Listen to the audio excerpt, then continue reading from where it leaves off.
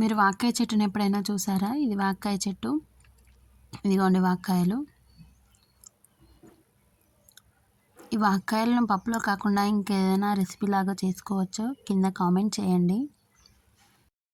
ఇది తిని చూస్తే మాత్రం ఉసిరిలాగే ఉంది, వగరుగా పుల్లగా ఉంది.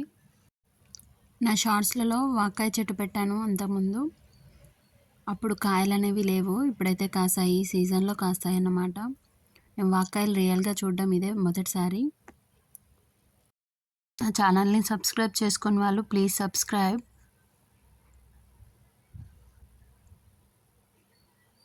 చూడండి, ఇక్కడ ఒక వాక్కాయ ఉంది. సైజ్ మాత్రం ఉసిరిలాగా కాసింది పెద్దగా.